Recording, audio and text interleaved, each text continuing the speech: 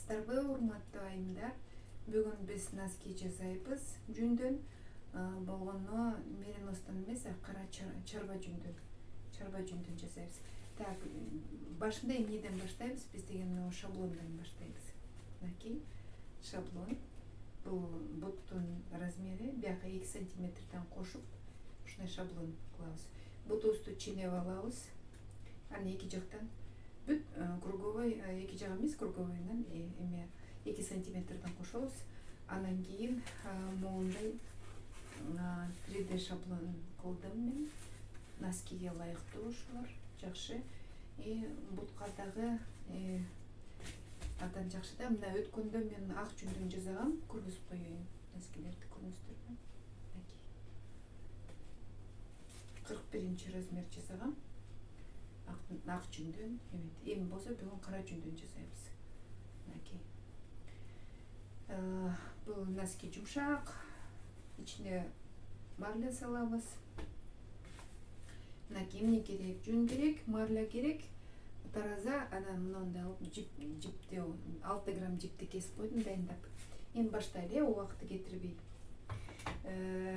Бул болсо өзү шаблон 40 размер болот. Биягы узундугу 20 сантиметр, бул жагында 13 сантиметр. Таманды болсо 3кө бөлөбүз. Бир бөлүгүн, 3төн 1 бөлүгүн бөлүп, анан моундай кылып кошобуз. Бумажный скотч менен кошуп жасайбыз. Эми баштайлы. Мен жүндү мериноз жүн менен кара жүндү аралаштырдым. Бир аз эксперимент кылып 50 граммдан алдым. Так, оң буттан баштайлы. Анан ушундай марляларды дайындап койдум, суу дайын, бүт жакшы дайындап койдум. Так, баштайлы айымдар. Убакытты өткөрбөй, чымчып эле ушинтип эле биз кое беребиз. Так, носочек жагына көбүрөөк салабыз. Ашыгыраак кылып сала бериңиздер. Караңыздар, жанагы алагисти кандай кылып салат? Ошо алагисти салгандай кылып эле сала беребиз. Анча мынча эме жүндүн арасында мусор болсо, ошону кыла беребиз. Дагы алып салабыз. Улам алып ала беребиз. Так. Мен кара жүн менен ак жүндү аралаштырдым. Көрөбүз кандай болот. Мериноз менен кара жүндү аралаштырып койдум. Мериноз өзү негизи жумшактыкты берет. Кара жүн болсо баягы жумшак менен катуу жүн кошкондо бекемде болот.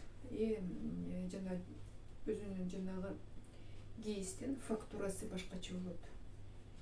Мындай кылып кое беребиз. Жүндү мен 3 жолу жана тыткычтан өткөрдүм. Бири-бирине аралаштырып, ак жүн менен кара жүндү тегиз аралаштырып бердим. Кара жүн менен ак жүндү кошуп туруп аралаштырып эле анан тыткычтан өткөрдүм да. Тыткычтан өткөрүп койдум. Мынакей.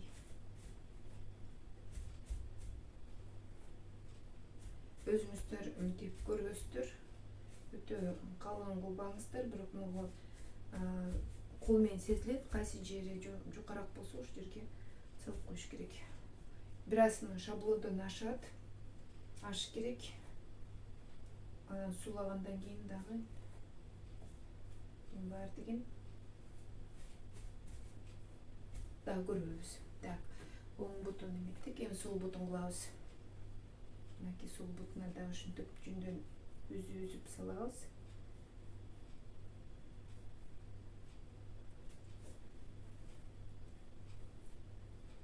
Ак жүн менен кара жүндү аралаштырып, кээ жеринде ак жүнү көбүрөөк, кээ жеринде кара жүнү көбүрөөк.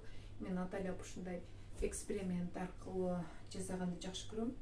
эки түр жүндү аралаштырса өзү негизи жасаган буюм дагы кийим дагы башкача көрүнөт дагы, и фактурасы дагы башкача болот.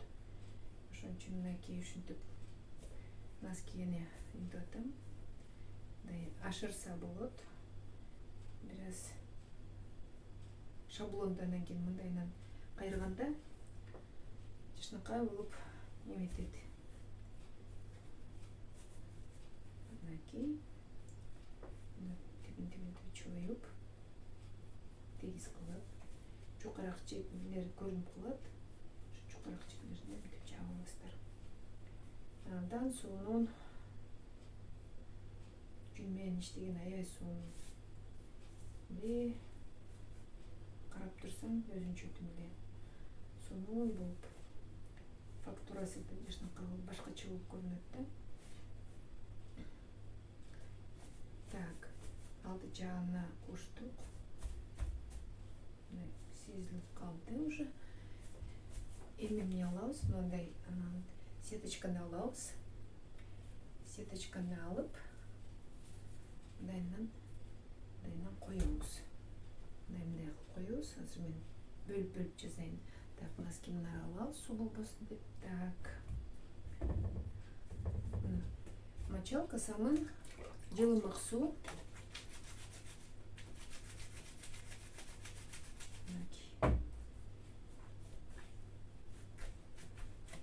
Баз ушинтип.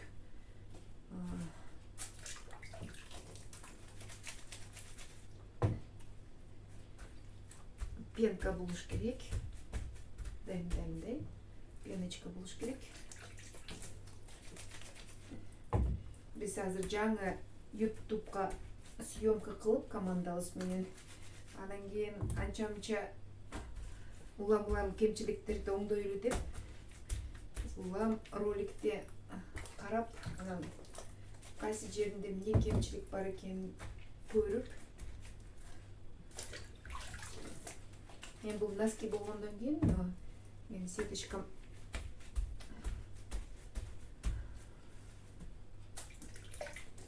домашний тапочкага киип алгам да. Азыр мындайынан кайрып туруп, этек жагын дагы эп коем.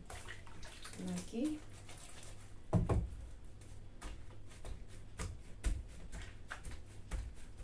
Бул биздин 3-чү носочкабыз, съемка кылганбыз.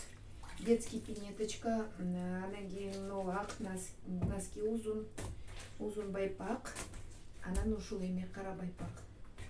Так. Мындайынан алабыз, мындайынан жабабыз. Менин өзүмдүн столум атайлап ошо менин жумушума ылайыктуу. Түйүнө суу агы берет. Мындайынан решетка кылып эметип беришкен мага үйлөм. Мен күн менен кечке иштеп аткандан кийин жер суунун баарын суу болбосун деп анан ушундай решетка кылып астына емкость коюп койгонбуз. Суу толсо төгүп коем. Бирок иштегенге тимин эле ылайыктуу, аябай мага жагымдуу, аябай сонун. Убакыт дагы кетпейт да. Кечки полотенце менен эле отуруп алып эле сүрүп атчу элем. Анан ойлоносуң, постоянно иштеп аткандан кийин кандай кылсам улам эле бирдемкелерди жаңыртып, бирдемке ойлорду эметип карап, башка жактан үйрөнүп дагы эметесиң да. Моундай мен майда клеенкалар кийип алгам. Мындайынан жабам. Мындайынан жаап алам.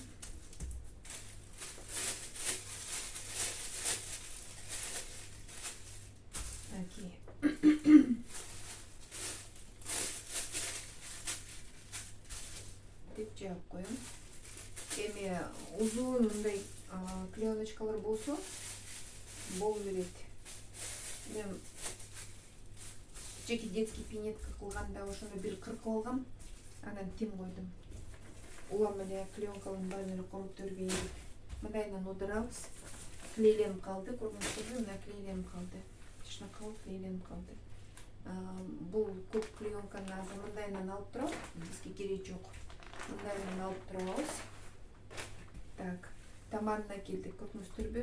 Эми мындай мынау жерин сиздерге көргөзөйүн. Мына кайчыны жаныбызга коюп алабыз. Могу жерин кыркабыз биз. Берин мынтип кыркып алабыз. Эмне үчүн? Анткени бул жака жүндү мынтип кайрыйбыз. Мынакей. Мынтип кайрыйбыз. Анан бул жака мынтип кайрыйбыз. Могу жерде кыркылган жерде мындайынан кайрыйбыз. Мынакей. Ушинтип кайрып коебуз. Уже кара жүн бири-бирине кирип, эмне жашнак болуп калыптыр.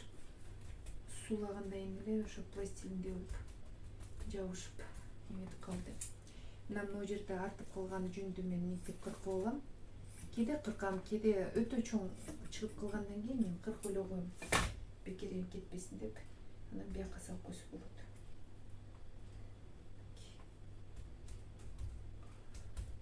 Бул эми таман. Бул жагына клеенка салабыз. Бул жактан ашкан жүндөр нар жакка жабышпасын деп. Мынакей ушинтип эмете алабыз. Биягын да дайындап алалы. Мынакей.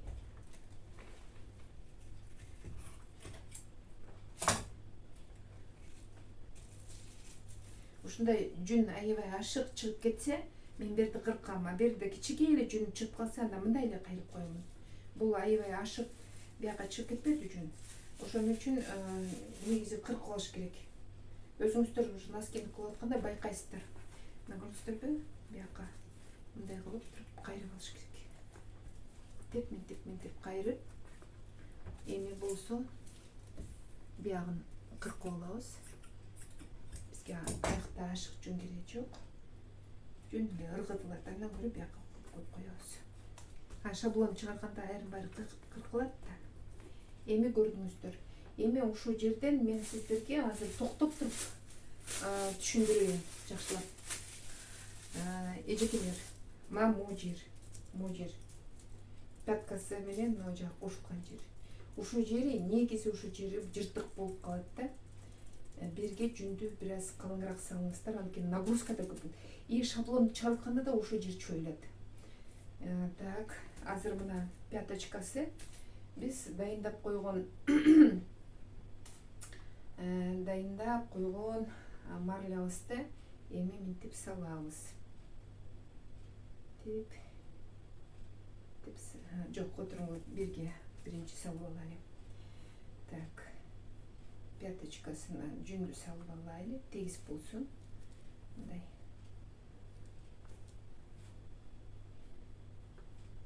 Тегиз болсун. Таманына тегиз кылайлы. Биягында дагы салып, өзгөчө мынага ашыгыраак жүндүн үстүнө коюш керек. Жүндүн үстүнө кошуп эмеш керек да, жана алогистерде мындай салат го, биринин үстүнө бири. Ошондой кылып салыш керек. Бул деле жүнү эми ашы берсин. Ашып. Так. Мынакей. Бул жактан алайын. Мынакей. Ашырып койдум. Эми ушул моментте мындайынан салабыз. Так. Буну да мындайынан ашырып коебуз. Так. Эмне себептен ашырдым? Анан нар жагына жана согунчугуна кайрып коебуз. Так, муну дагы ашырабыз. Марлячканы ашырабыз, мындайынан ашырып коебуз. Мынакей. Эми муну суулайбыз. Давайте бирден суулайлы, тегиз болсун. Мынакей самы, мынакей мочалка, суу жылуу болуш керек. Колго эмени жылымык болуш керек, жылуу болуш керек да, мындай күйгөзбөй тургандай.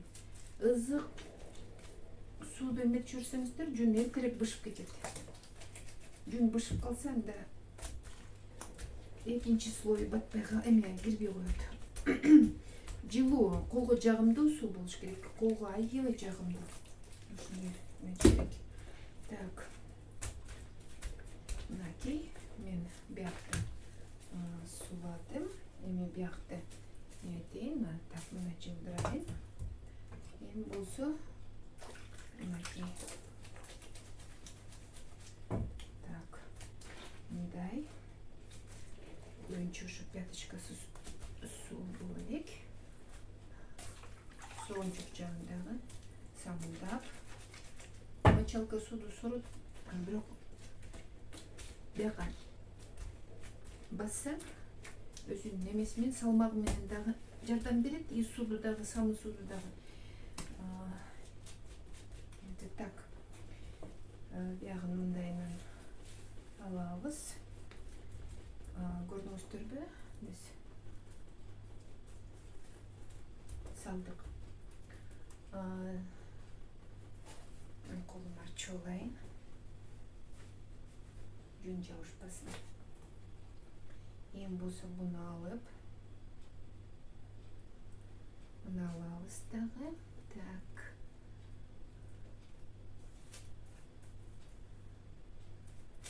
Мына берде пяточкасын көрдүңүздөр, бияқта мына ашык марля. Мен бияка эле мынтип кызып коеюн. Мынакей. Азырынча тияктан анан кийин оодаргандан кийин анан кийин дагы көрөбүз. Азырынча ушинтип турайын. Мындай границасын көрүп турайлы. Так, алабыз.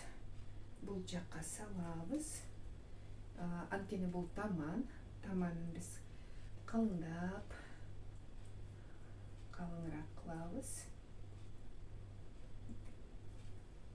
Жыртылбасын деп. Нагрузка көбүрөөк келет таманга. Ошон үчүн таманын калыңыраак кылабыз.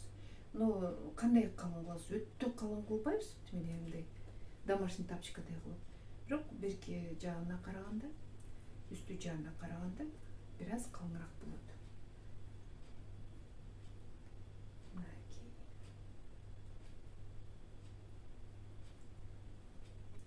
Носочкасы.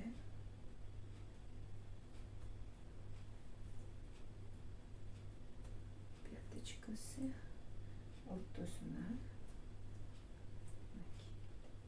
Ушинтип. Мен 50 граммдан чыйнап алдым. Жетпей калса, жанымда жүн бар, да кошуп коебуз. Эми бул кара жүн болгондон кийин мынакей.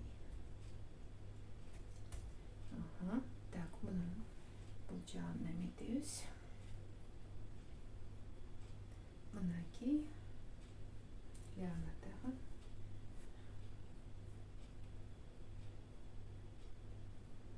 Кара жүнгө ак жүндү кошуп койдум.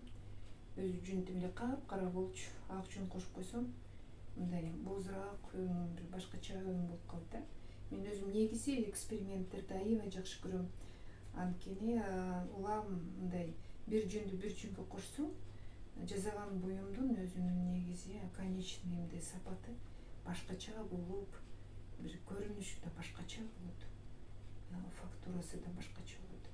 Эми ак жүн жумшагыраак, анан мынтип ойлойсуң да, тиги жыртылат болуш керек, жумшак болуп туруп, формасын бузат деп домашний тапочканы минсең, жок. Кандай аны дайындап ийилеп койсоң, ошол кургаган моюнда кандай кургаса ошондой формасын сактап калат да. Ошон үчүн мен айтам да, шыр эле кургатып атканда суу кезинде эле жашынакай формасын келиштирип коюш керек. Кургагандан кийин оңдошу өтө оор да, оңдошу. Ошон үчүн шыр эле формасын шыр келтириш керек. Так. Эми дагы бирден биз алабыз. Мындайынан салабыз. Мынакей.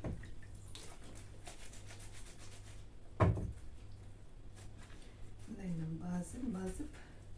Мен козунун жүнүн мал базарда кыркылып аткан жеринен тандалам. Караймын. Козу болсун, ургачы мал болсун, беке чоңураак мал болсун, козу эмес. Анан да жашыраак болсун деп турган жүнүн кармасаң тиниби колго жумшак болуп өзү сезилет да. Анан ошондой жүндөрдү чогултуп үйгө алып келип коюп коем дагы. Анан керек малда өзүмө колдоно берем. Мериносду да алып койгом. Бизде Лушихин деген бар. Мал баккан өзүнчө мериносторду багат ферма. Анан алар Лушихинден ошо койду кыркышат, анан сатышат. 1 килодан сатпайт, 100 килодан сатат. Анан мен ошол жактан алып койгонмун. Алып, жууп, дайындап, бүт коюп койгом. Дагы да керек малда ошону колдонуп турамын. Эми биз болсо мына көк эми бул көк клеенка бизге керек болот. Так. Көк клеенканы алабыз. Бияка жабыштырабыз. Анан мындайынан одарабыз. Буну да мынтип самын менен кармайбыз, мындайынан одарабыз. Көрүнүп атабы сиздерге? Так. Эми мына клеенкаларды алабыз. Бирге коебуз. Мындай алабыз, бирге коюп коебуз. Бияка чыгып калган жүндөрдү бияка кайрыйбыз. Мынтип кайрыйбыз. Азыр мына көрүңүздөрбү, мына могу жердеги жүн азыраак. Ошончо мен мындай эле кайрыймын. Деп кайрыймын дагы.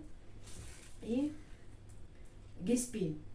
Жана чоңураак кайрылып калганда мен кескенмин. Эми кеспеймин. Кеспейм дагы, анан могу жерин бекемдеп эметем. Жанагы марля бияка кайрылды, марля. Биз пяточкасын астына марляны да кошподукпу? Мына көрүңүздөрбү, бул марля. Мен жана бул жактагы марля узунураак болгондон бияка кайрыгам. Так, мынакей.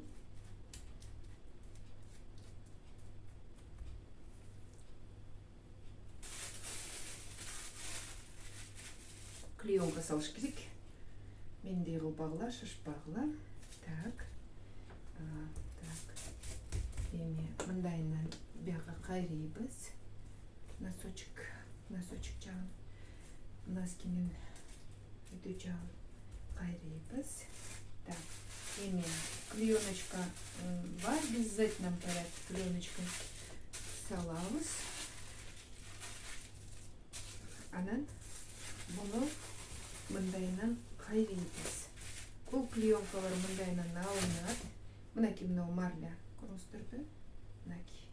Бул марля. Мындайынан узунураак болуп калыптыр. Бирке мындайынан кайрып коебуз. Двойной болсо эчтеме болбойт. Бекемирээк болот. Бияка кайрыйбыз. Жүндөрдү. Жүндөрдү кайрып. Марля ашып калса эч жагына кайрып. Мындайынан.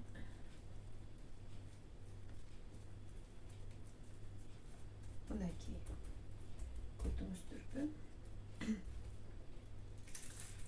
Могу жердеги жүн мындайынан бирге келсин. Могу жери негизи аябай эме да. Мен баары бир өзүм ишенбей ушул жерге дагы да болсо мындайынан муну көтөрүп, көрүңүздөрбү? Бияка клеенкасын алып, могу жерди дагы бекемдеп коем. Ушул жери, мына ушул жери жыртык болуп калышы мүмкүн.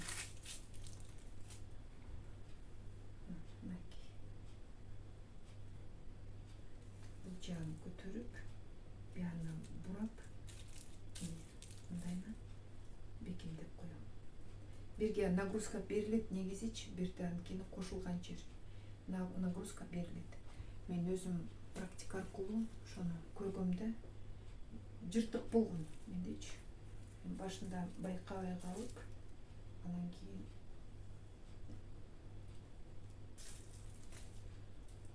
мындай армировать этип ашыгыраак ушу жерге илетип коёмун. Бутту экөөйт эле. Бирке калыныраак болсо бир. Анткени бир баары бир жукарат. Улам чөй берип жукарып калышы мүмкүн да. Эрге нагрузка берет. Мына сразу көргөзөйүн. Ошондо мо жер болот. Көрдүңүздөрбү? Мен ошол жерге баары бир мына сайма сайып бекиттим да. Мынакей. Жукарак болуп калат. Эси жука болсо мендей болуп акырын сайма менен сайып дагы да мындай кийгенде эле ошол жери жыртылып калса, таманы жыртылса анда бир жөн таман деп коесуң. Анан кийин турган жеринен эле вообще жерге тийбеген жер жыртылып калса, анан бул чистый брак болуп калат. А биз брак кылбайбыз. Биз деген абдан жакшы, сапаты жакшы буюм кийимдерди жасайбыз. Ошон үчүн ушунун баары деген ойлонуп, көрүп, анан кийин жасайбыз. Биз билебиз кайсы жери жыртылат, кайсы жери эмне болот. Окей. Так, түшүндүк.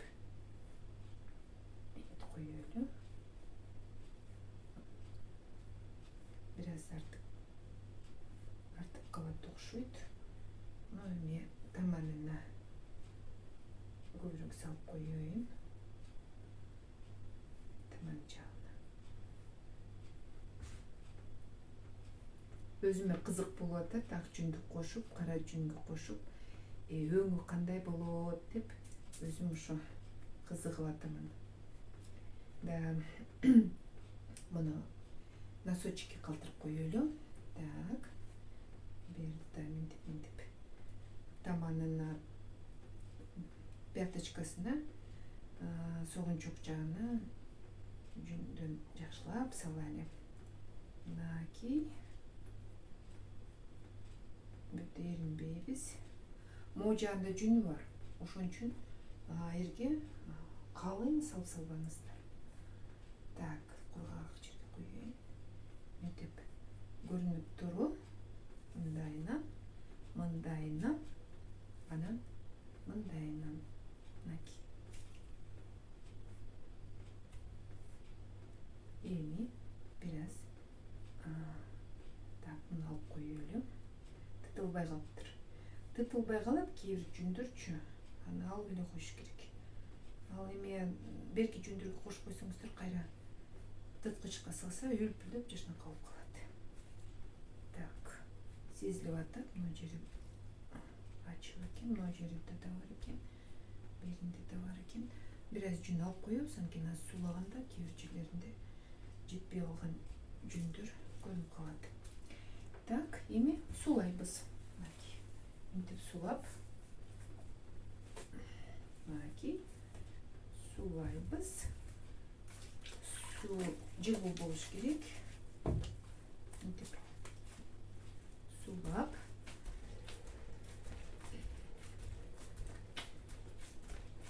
Мынакей.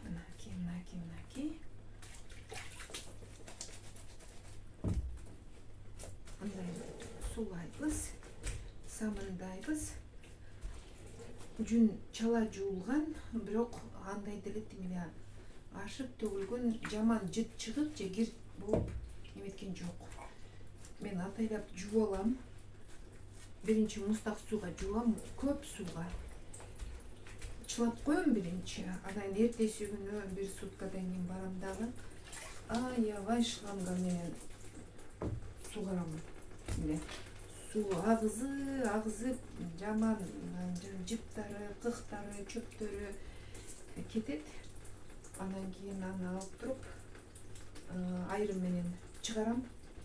Чыгарып туруп кайра кургатам.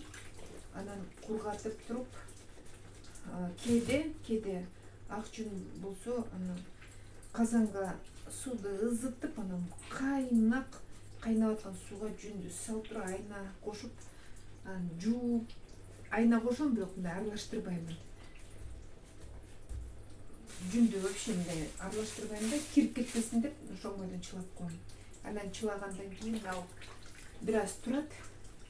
Biraz turgandan keyin айрым менен кайра ошо ызык да каймак. Айрым менен чыгарып эле анан сырт жакка коюп коем мустасын деп. Анан мустагандан кийин мустак суу менен дагы бир сыра айналарын кетирип жууп коем. Ошондон бул жүн чала бышып калат да. Чала бышкан жүндүн сапаты да жакшы болот. Кээде шашканда ызык сууга деп эметпейм, болгону андан кийин болсо немеге уксус аралаштырып баары бир кайнатыш керек, бышырыш керек. Менин тайнем айтчу да, жүндө эми бышыш керек деп. Эми эжекелер мындай. Мен 6 грамм кесип койгом пряжаны мынтип. Мындай болжолдоп экиге бөлөм. И пряжаны болсо мен бүгүн мындайынан кесип алгам.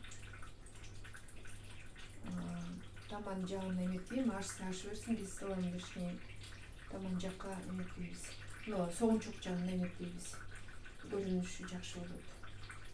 Артса арты берсин, мындайынан салам. Азыр да түздөйм. Жипти бири-бирине кошконго болбойт, азыр мен түздөп коем дагы. Аны жарымысын алдыга калтырайм. Андан кийин бул эмне себептен жип салыш керек? Бир четинен кооз болот да, бир четинен жүн деген жана ала кисти болуп катуу болбойт да. Эми кийиз. Бул эми кийиз да, носки болсо деле бул кийиз. Анан мындай жумшак болбойт да. Ала кисти болуп катуу болуп какчыйып калат. Андан көрө ушинтип койсо бул мындай эластичный, жумшагыраак болот. Ичине марля салдык, марля да ошону эме берет. Эластичность мындай ойноп турат да. Ойноп, бир башкача болуп, жумшак болуп.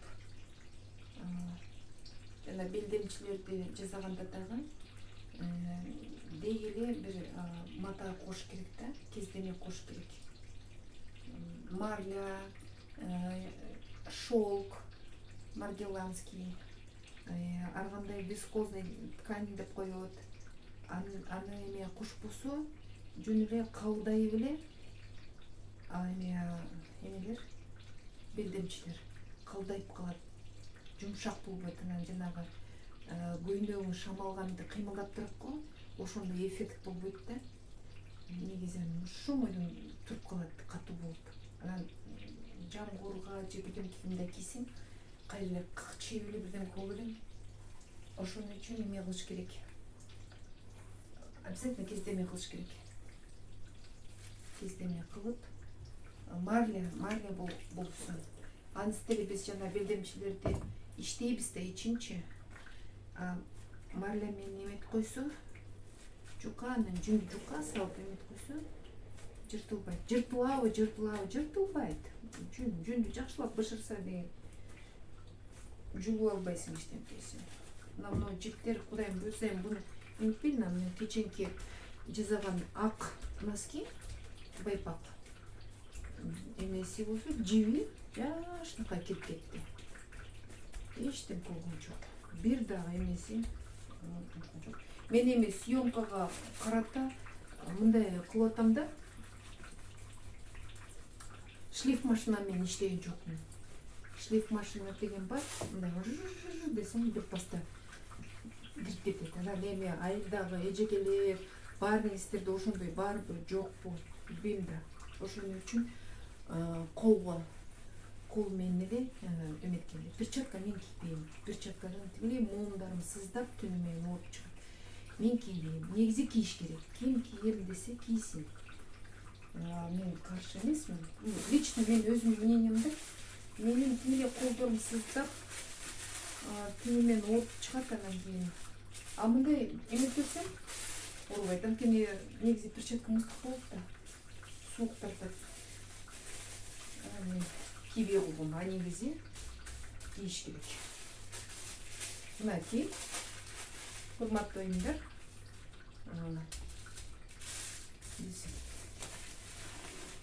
Дагы оодарабыз. Мынтип дагы оодарабыз. Эми муну алабыз. Бизге азырынча кереги жок. Мындай алып коеюн. бизге кереги жок. Бул таман.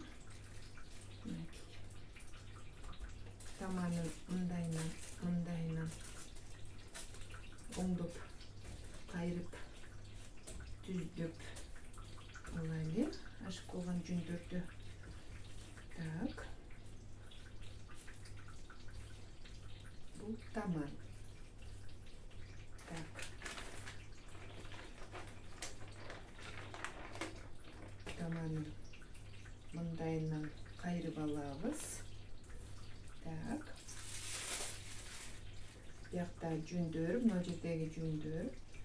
Мына жерде шаблон кошулган жерин өзгөчө мындай карап коебуз. Жыртыктар жокпу деп. Так. Муну дагы мындайынан табанына биз жип салбайбыз да, ошон үчүн мынтип оодарып коебуз. Так, одардык. Так. Мен оодарганда мынтип байкаймын. Кайсы жерим не болду байкаймын. Так. Могу жеринде бир кем марлечкасы көрүнүп калыптыр. Мынтип басып коём. Так. Эми берге биз жиптерди коебуз. Мындайынан баштап. Эми мына жерде салбайбыз. Мындай эмесе жакшы көрүнөт, көрүнүш. Мындайынан сала беребиз. Аягына чейин чыкпайбыз. Акырындап ушинтип коюп беребиз. Бuyakka дагы. Бул жип мен өзүм кийим токуганда менде мындай астатак көп да.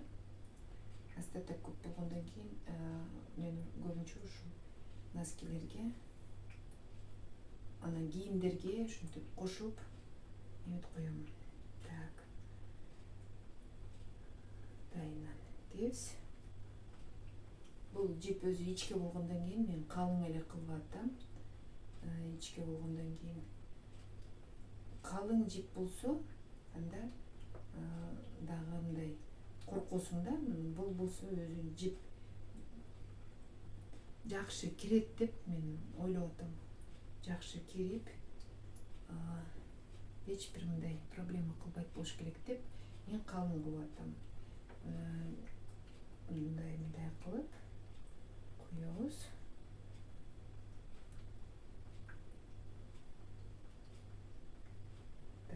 Коебуз.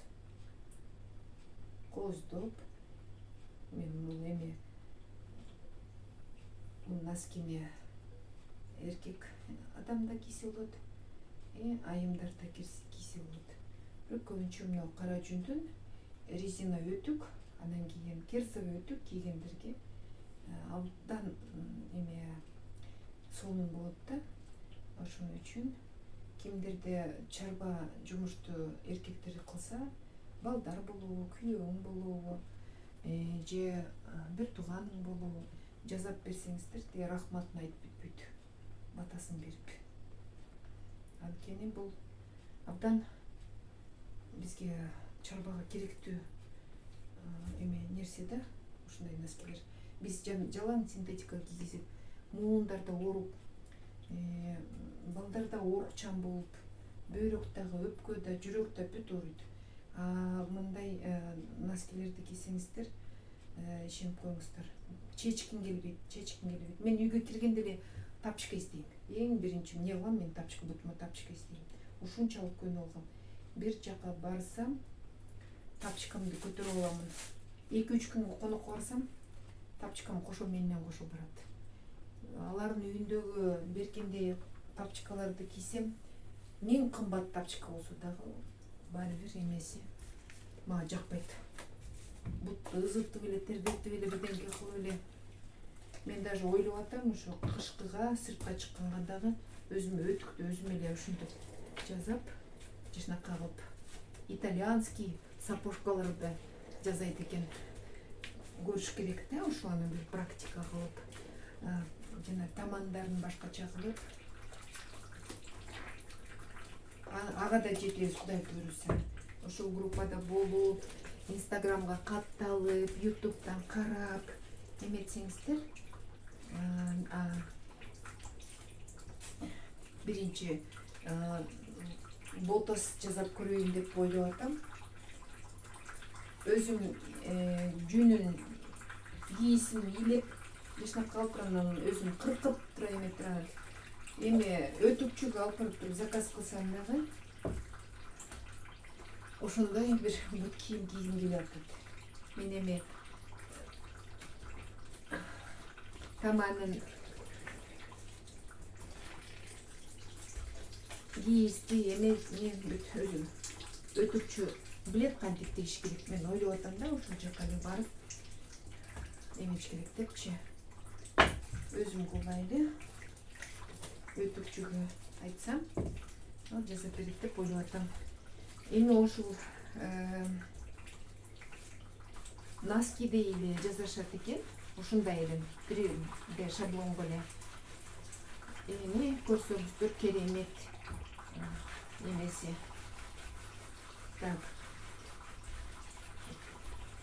Бул ак жүн бул болгон менен барыбир биз муну аяп эми увалка кылып беребиз. Бат.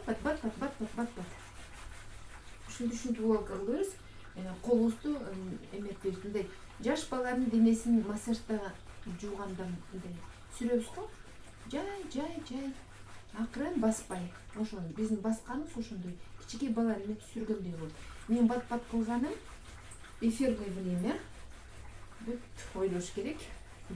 3 саат 4 саатта чоюлуп кетпесин деп. Мынтип. Мен ак носкини кылганда терең, аябай токтоп айткам, бирок эмеси видеосу аябай 2 сааттан ашып кетиптир. Анан ойлоп атам да, эми бирке мына бат кылып атам. Так, эз алдырабыз буну. Да, эз алат. Эми мынакей минтип сүрүп беребиз. Сүрүп. Так, сезилип атат. Пена жок. Пена болуш керек. Пеночка болуш керек. Мынакей. Самында селе пеночка болот. Минтип. Тигиyle коюн, андан көрөт сетканын сыртынан калмаста. Так, мен таразаны жылдырам, бул жүндүн жылдырам. Так, пенкасын басып, сосын азайтам. Мынакей. Кара жүн, кереги жок жүндөр кирбейт. Алар шыр эле сыртка чыгат. Колуңа илешип. Мынакей. Мына бир сыра увалка кылдым. Эми суусун азайтыш керек. Бир сыра. Суусу болуп кетсе, но сеточка алып, улам минтип алып, минтип сыгып бериш керек. Суусун азайтыпчы. Анан уже кирип баратат. Көзгө көрүнүп эле кирип баратат. Кара жүн менен ак жүндү аралаштырганда муну негизи бат келет да. Ушинтип дейбиз. Мындайынан ороп алабыз. Кырларын акырын кылабыз. Кырларын дагы акырын сүрөбүз. Бул азыр жаш баланын терисиндей болуп, денесиндей болуп. Эмне болсо бирке туура эмес кылып койсоң, же ордунан жылып кетет. Анан кийин кирейген жыртык болуп отурасың, анан ойлойсуң, азыр жыртыкты эми жип алып келип, ийнени алып келип, аны тигип, кошпойсоң кайра кирип кетет. Бирок кошпосоң чоюлуп туруп ошондайынан проблема кылат. Ошон үчүн мен андан көрө сен жакшысың деп акырын жүндү сүрөм. Эч жерин жылдырбай. Кошулган жерин сүрүш керек. Могу жери кошулуп атпай, бош жерлерин сүрүш керек. Ушинтип сүрүп беребиз. Сүрүп, мына жагы суусун азайтабыз, акырын кылабыз. Бул жагы уже кирип калды. Так. Эми бул жагын мындайынан алабыз. Мындайынан алабыз. Азыр астында да үстүндө да клеенка, суу ошо былчылдап атат. Анан ошон үчүн мынтип кыймылдап атат. Ошон үчүн абайлаш керек.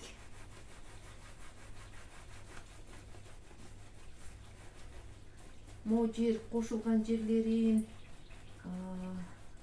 бүт эмеш керек. Ии мен сүрүп атам деп коюптур, анан могу жеринде кылышы мүмкүн да. Кошулган жерлерин бүт эми байкайсыздар. Практика түрүндө өзүңүздөр жасап баштаганда бүт байкайсыздар, колго сезилет бүт. Так, бул эз алат. Буну эметебиз. Так. Бул ушундай эле болот. Көтөрүп астына эмени салабыз и ушала беребиз. Так. Катуу баспайбыз. Эч бир катуу баспайбыз. Так. Көрөбүз. Могу жер мага жакпай туруу. Колума сезилип атат. Могу жер жукарак болуп туруу. Так. Акырын бияка жылтырып коелу.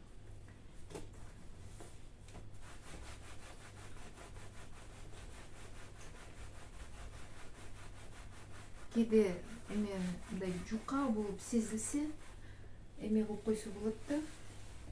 Ошо жука жерин эле мынтип сүрөрсө, биякта жүндөр тартылып калат. Ошо жука болгон жер сүрүп койсо, калыңдалып, жүндөр тартылып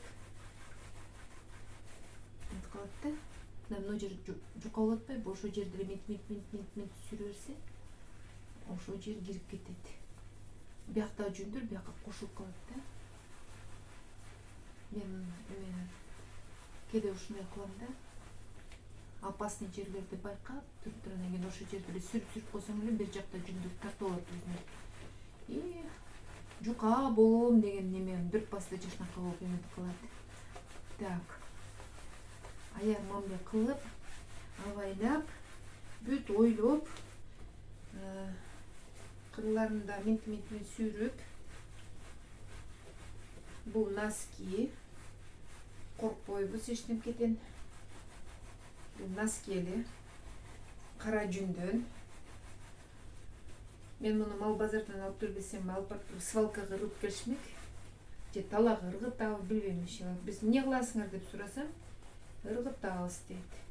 Койлорду кыркабыз, акчасын алабыз, жүнүн алып калабыз. Бирок иштетпейбиз деле деп. Мен туруп алып баарын соттуп, көзүндөгү жүн жакшы бат кирет дегенен ошо көзүндө барып жүндүн бар деген дайындап алдым. Так. Мен кандай десем, эми коркпой эле мындай алып коеюн. Так, муну алып коеюн. Коркпой эле оодарабыз. Клеенкалардын баарын мен алам эми. Лишний суусу кетсин. Мынакей. Таманы. Так. Таманы эле. Азыр. Так, бияка да клеен коюп турайын. Таманы очерчи керек болчу да. Таманын эле.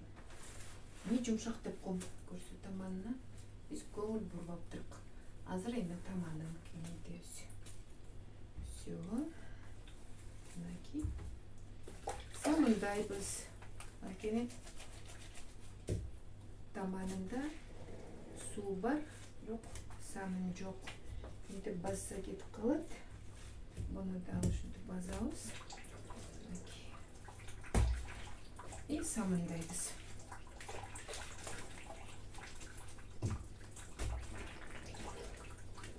Ой, жүн жыттанат, жүн мындай, жүндө тигиндей кантип иштейсиң. Таза жуу болсо сырттан жыттанбайт деле. Синтетика жыттанбайт. Ой, жыттанат чөкөм. Синтетика носки кийсеңиздер, жытты ушундай берет. Ошон үчүн биздин өзүбүздүн жүнүбүздүн жасайлы.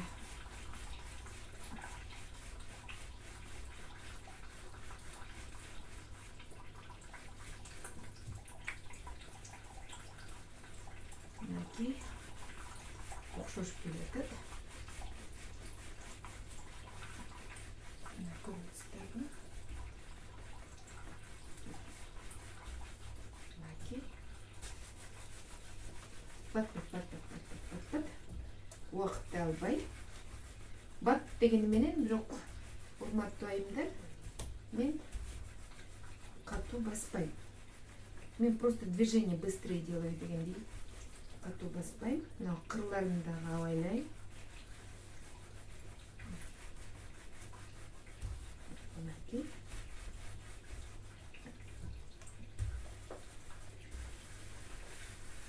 Круговые движения.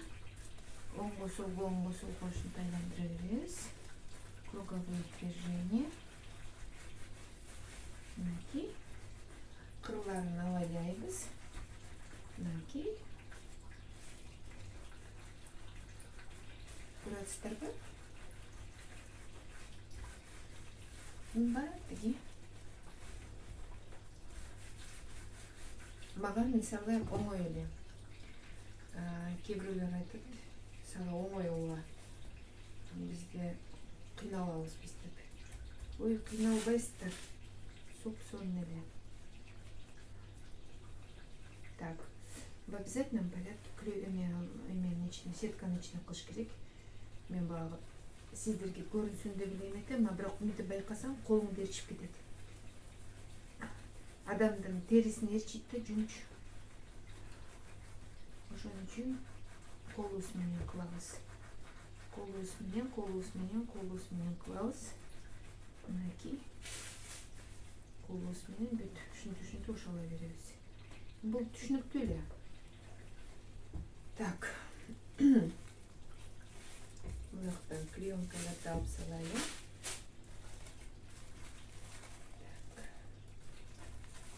Бул жакка клеенкаларды алып салайлы. Болду. Так. Мындайынан сеточканы эметейли. Анан буну да эметип ушалайлы. Таманын. Кирип баратат. Көзгө көрүнүп эле кирип баратат.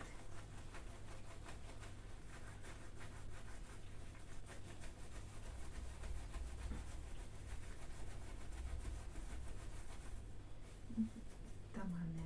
Так.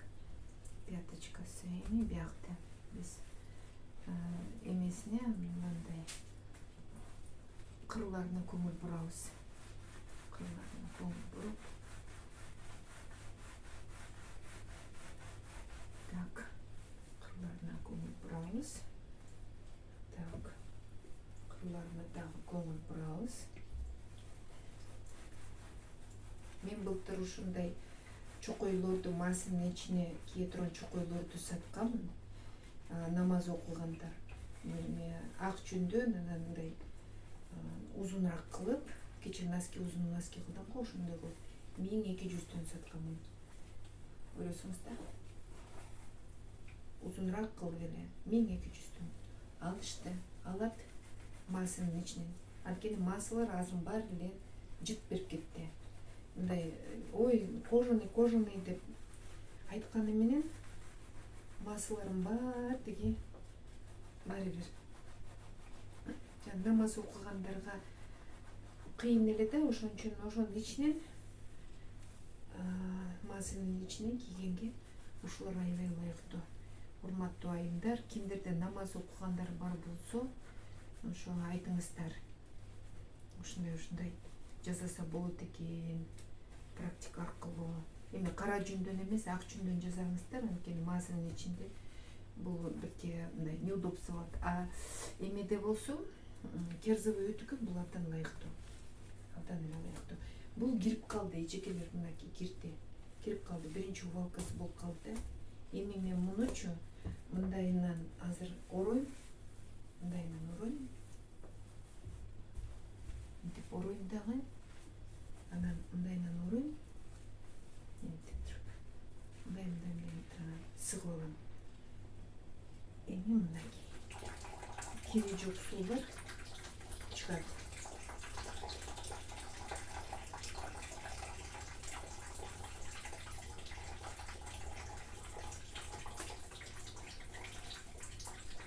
Ушул моментте сиздерге айтып кетейин. Ушул моментте мен ызык сууга салам. Мен азыр съемка кылып аткандан кийин ызык сууга салган жокмун. Наверное, убакытты кетирбей да.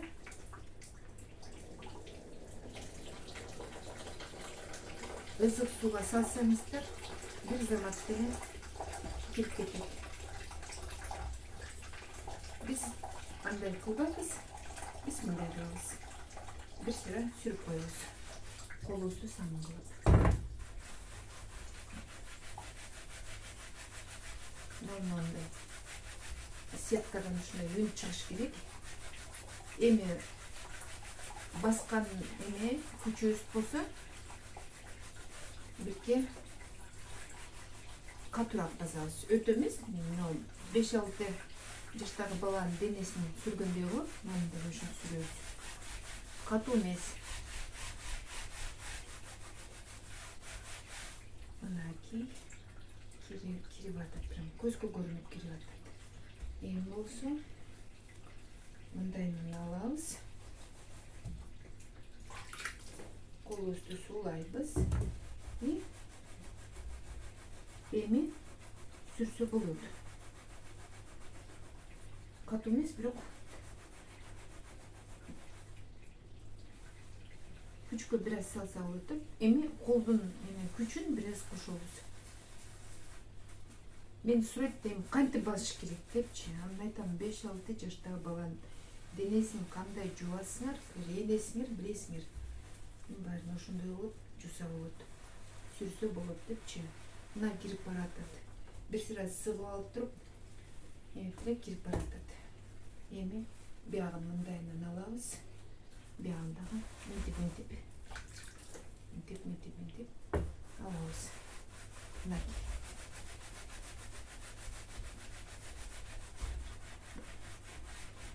Так. Өтө катуу сүрбөйбүз. Бирок уже кирди. Азыр ызык сууга салсам, тимеле бир паста кирип кетмек. Жебин калың салдым. Эми көрөбүз. Мен кара жүндү ойлоп атам. Бир жака уруп чыгат депчи. Жиптерди тешип турган бир жака чыгат деп мен ошо кара жүнгө карап эле жебин калыңыраак салып койдум. Ак жүнгө негизи мындай суюк кылып, бири-бирине тийгизбей салыш керек да. Анткени ак жүн кара жүнгө караганда культурныйраак дейм да. Кара жүн болсо уруп чыгат бир жака. Анан мен ошон үчүн кээ бир жиптер жеп да коет. Анан жанагы эмени жибекти кара жүнгө салбай эле коюш керек, көрүнбөй деле калат. Боогуну бекем болсун деп эле этпесеңиздер. Так, эми болсо мен ойлоп атам, уже эмесин ала элем. Шаблонун ала элем. Кыркылат, жекелер. Кыркылат. Мына жерде байкайсыздар, шаблон болгон жерин байкайсыздар. Кыркасыздар. Мына шаблон. Шаблон. Эми жекелер мындай. Эми самый ответственный момент дегендей. Колду ичине салабыз. Анан кийин сүрөбүз. Колубузду салып алып сүрөбүз. Тип салып алып. Эми сүрө беребиз. Но жиптер эме болуш керек да, кириш керек. Жибин киргиш керек. Эми биздин максатыбыз жип кирсин. Жип жүнгө жабышсын.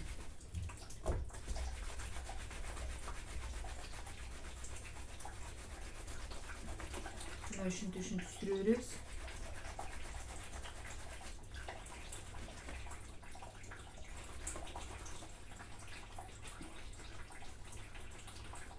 Ошо кезилген жерин бир сыра сүрүп алса, кирип кетет. Ушинтип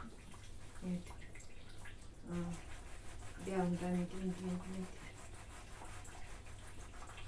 кезилген жерин сүрүп алыш керек. Мынакей колду салып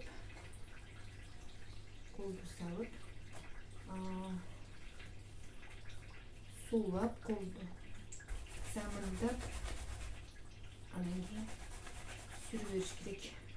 Жүн бир жака тийип, мына жипти кармаш керек да. Эми жип кирбей калышы мүмкүн, мен калыңыраак кылып койдум. Бирок бир жака кирбей калганын акырын эле кайчы мен кыркып салып көргөзбөй. Негизи жүндө брак болбойт. Көргөзбөй акырын кесип койсо анан эч ким деле байкабайт. Өзүңүздөр айтып бер десеңиздер эч ким көрбөйт деле. Анан эми мындай носкини көргөндө элдер дефекти деле издебейт. Айы, ушундай да болобу? Ишенесиздерби, кээде ушунчалык таң кылышат. Ошо жүндөн да носки болобу деп. Жүн носки болот негизи, бирок токулган, станокко токулган, спицага, крючок менен.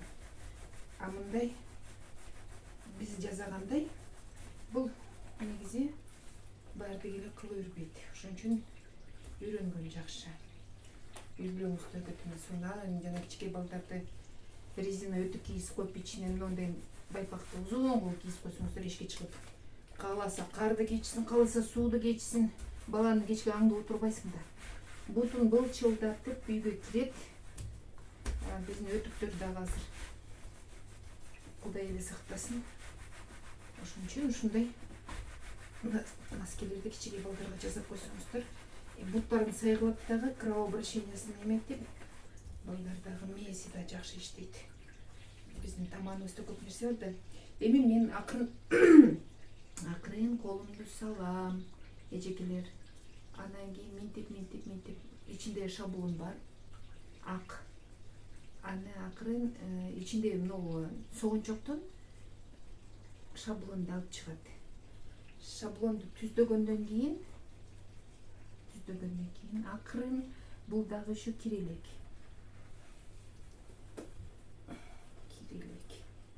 Акырын жабышып калыптыр. Самынын жууп алсам болмок экен. Но чыгарып алабыз азыр. Негизи самынын кеттириш керек да. Так.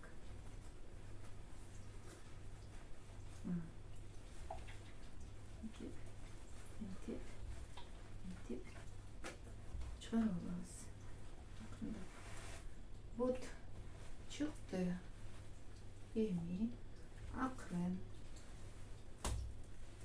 эч жерин жылдырбайбыз. Очень аккуратно носкидей кылып минтип коюп алабыз. Мынакей. Ошол жерде мен деги бир шашпаймын. Эч бир шашпаймын. Ушу жерге келгенде. Корксоңуздар самынын жууп алыш керек да. Мынакей мен шаблон ичинен мындай турат да, мындай турат. Мен акырын минтип сууруп турам, мынтип жаткырам. Анан мындайынан чыгарам.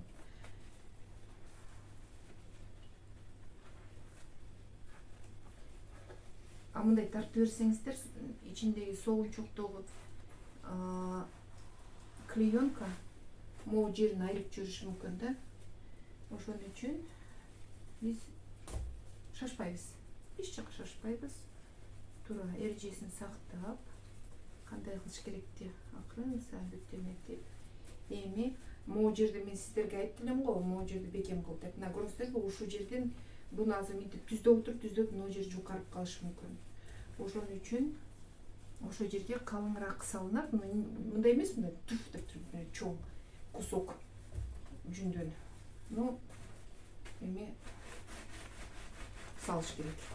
Бирок андай эмес, көп эмес. Ошо таманына кандай калың кылсак, ошол жерде калың кылыш керек да.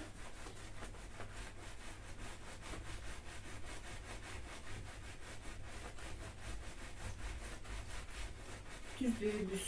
Мына жердеги эмени колбаска болуп, мындайынан чыгып кетпесин, катуу болуп оодарабыз. Кайра ушул жерди түздөйбүз. Колубузду салып алып түздөйбүз.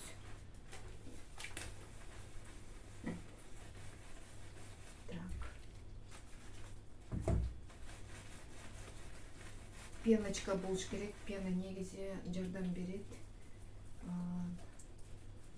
Эч жерин жулбай, тегиз мындай эметилет да. Астында бизде марлечка бар таманында. Жок, баарыбир ойлаңыздар.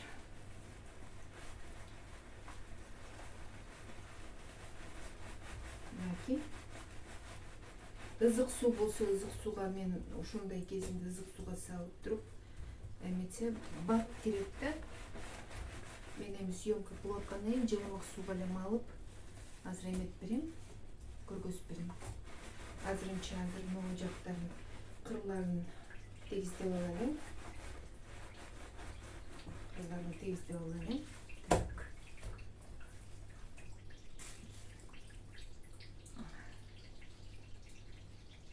Бир жери жукарак болуп калыптыр. Азыр иш жагына салып, анан сүрүп койсо калың болуп калат. Танкина али кирибек бул. Кирип кетиши мүмкүн да, кээде кирбей калат. Азыр көрөбүз. Ушу жука болгон жерлерин түшүнсөңүздөр болот. Иш жагы али кирилек да, иш жагына мен али колун тийгизелекмин, тем более мына жерге. Ошон үчүн азыр жука болуп калган жерге акырын колду салып, ошонун ичине жүндү этип кармаш керек да, наркы жака жүн кирип кетпесин деп. Анан эми сүрүп бериш керек. Кирип кетиши мүмкүн азыр. Анткени иш жагына мен ошо колду салып элекмин. Иле элекмин. Мына жери жакшы базыл элек да, бир азыр жүнүнө чала кирип турган жери. Анакей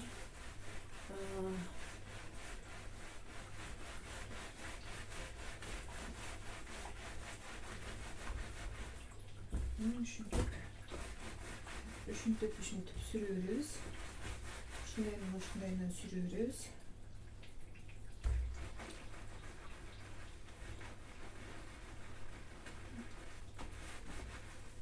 Мынакей.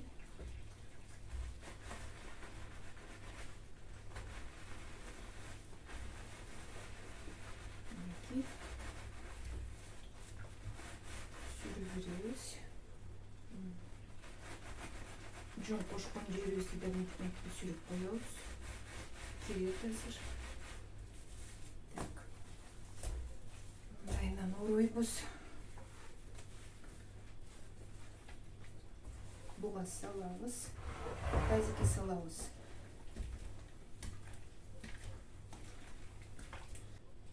Мынакей, урматтуу айымдар, мен ызык сууга, кайнак сууга салдым.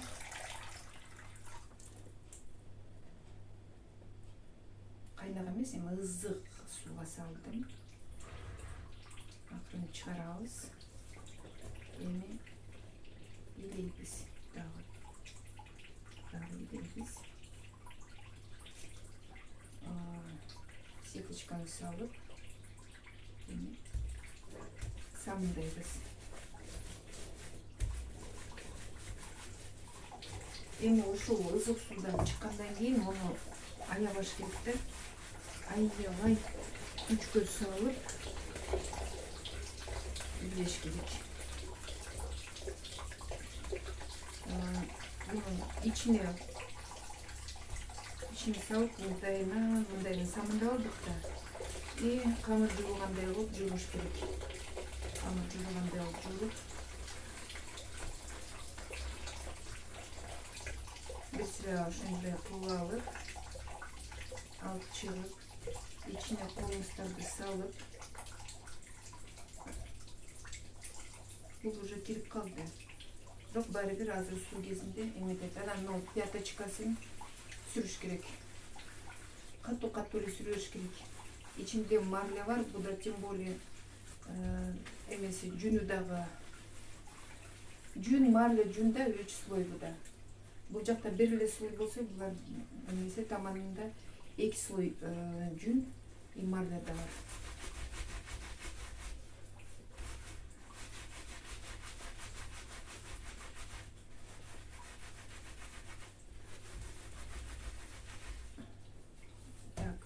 Башында мына бат кирип кетти. Ызык сууга салгандан кийин бат кирип кетти.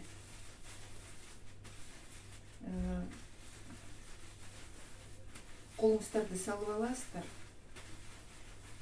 И носочегин, носкинин баш жагын ушулайсыздар. Акырын мынтип. Мен көрдүм, мына жерде бир кичине жыртык бар экен. Азыр мен муну тикпеймин. Эртең андан көрө жип менен прошивать этип коем, вышивка кылып элечи, задумка болуп калат. Мына жеринде бир жыртык бар экен. Ой, жок, жыртык болбойт деп айтпайм. Болот жыртыктар. Бир-эки жыртык болсо эчтеке болбойт. Оңдоп койсо болот. Согун чогу мынтип мындай чоң болуп көрүнгөнү менен бул отурат да, мени жакшы, бутка жакшы отурат. Мен андан клеенка кийип, дагы бутума келтирип, бул эми чоң размер, мен 37 экен, бул 40 размер болуп калды болуш керек. Мындайынан коесуздар.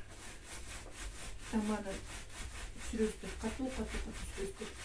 Өзү кереги жок жүндөрдүн баары чыгып кетет. Катуу сүрсөңүздөр. Чыкпай калгандарын лезвие менен анан кийин эметип койсо болот. Чала кургаганда.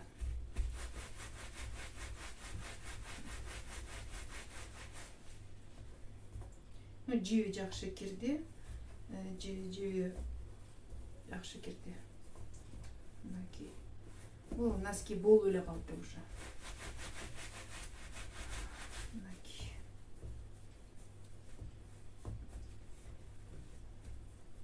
Бир жеринде эле жыртык бар экен. Эртең мен сиздерге көргөзөм. Кантип андай жыртыктарды көргөзбөй иштеп койсо болот. Мындайынан коюп, мындайынан сүрүш керек. Согунчогу кирип кетет да ошондо. Мындай кирип барат. Но жери да кичирейт, согунчогу да кичирейт. Анан дагы бир мындайынан колду салып, но жерди мынтип сүрүш керек. Колуңуздарды мынтип аласыздар да. Мындай кылып алсаңыздар, ошонун ичинде кирет. Мына жерде кичине жыртыкты таптым.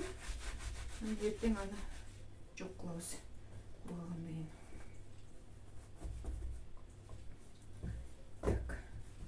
Так, мунусун келиштирели.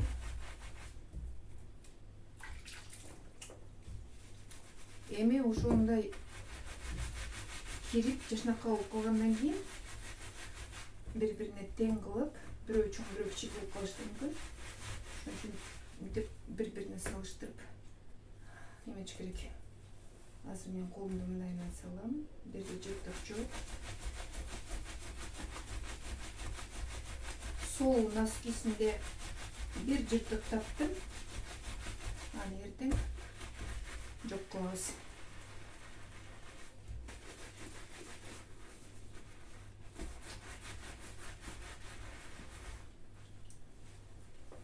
Согунчогу мындай чоң көрүнүп, мындай сыртка чыгып эметип калат. Мынтип сүрүп, кайра мындайынан ушалап, кайра мындайынан сүрүп, бекем да болот. Анан дагы кирет дагы жакшы болуп кирип калат. Буну деле домашний тапочкадай кылып тамагын сүрүп койсоңуздар болот. Домашний тапочканы катуу кылсаңыздар, буну андай катуу эмес, просто нары бери сүрүп коюш керек. Кирип кетет жышынып калып. Мынакей ызык сууга салгандан кийин мындай көп күч келтирбей туруп эле кирип кетет да. Бул козунун жүнү. Анан мериноз кошуп койгом. Тең эле коштум да. Жок, кара жүндү көбүрөөк коштум. Мериноз, анан кара жүн бир 1,5 кило көбүрөөк. Ошондо кара жүн 1,5 кило болсо, мериноздун 1 кило коштум да. Тытып койдум. Кардачостон 3 иретти өткөрдү элем. Кимиси кайсы жерде калганын билинбей калды. Кара жүнүң кара эмес, ак жүнүң ак эмес болуп эле, бирок сапаты жакшы. Так. Эми мынагу мурду жагы носочектен байпактын ошо баш жагын жашнап калып коюлду. Бул да кирсин. Сиздер эми шашпай, астан жүндү коюп, андан кийин расклад кылсаңыздар болот.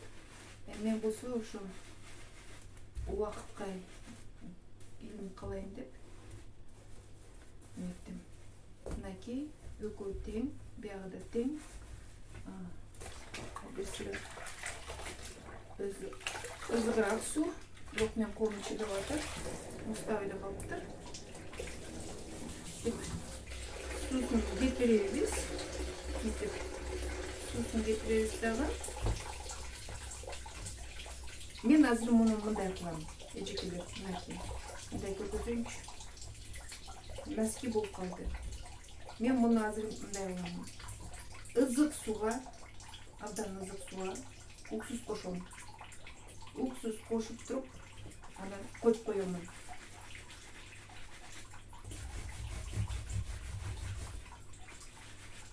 Беш мүнөт же 10 мүнөт коюп коем. Азыр видеону токтотом да, шашпаймын. Анан уксустан чыгарып, муну уксустан чыгаргандан кийин жашнап калып чайкайм. Чайкап туруп, сыгып, анан угатам. Эртең өңүн көрөбүз кандай болот. Бирок мынакей носки бүттү. Носки. Азыр кургак кезинде бир кызыктай көрүнөт, бирок кургагандан кийин аябай жакшы болот. Урматтуу айымдар, көрүңүздөрбү? Ушу өрттөлгөн эле жүн. Ушу жүндөн ыргытылат, тебеленет, ар кайсы жерде калат, кур болуп эле. Мындай носкиден жасаңыздар, балдарга кыш менен. Кандай өтүп кийбесин? Эми айылда жашагандан кийин айла жок. Биз деген резина кийебиз, керзо өтүк да кийебиз. Мен да резина өтүк кийем огородко чыкканда. Ошонун ичинен ушундайды кийип алып, эметсе болот. Намаз окугандар маасынын ичинен жукараак ак жүндөн жасап, узунураак кылып, дарат алып алып туруп, бутуңарга ушундай носки кийип туруп, кечке жүрсөңүздөр бутуңуздар чарчабайт, ызыбайт, тирдиге жип бербейт. Ден соолукка да пайдалуу. Анан дагы мустак да болбойт. Күлүш маасын кийгенде бирке күндүн суунда мустак болот. Ушундай бизге кошулуңуздар, биз менен бирге болуңуздар, биздин YouTube каналда болуңуздар. Баарыңыздарга ызык салам. Биздин ошо каналда болуп туруңуздар, видеолорду чыгарып турабыз. Улам чыккан видеос аябай сапаттуу болот деп мен аябай максат коюп атамын. Оңоло сөз көрөбүз, жакшы качествосын жакшы берген кетебиз. Анан эми буну болсо кургатып, анан эметип турам. Эмки видеода башында көргөзөм. Мынакей носки ушундай болот деп. Жакшы алыңыздар.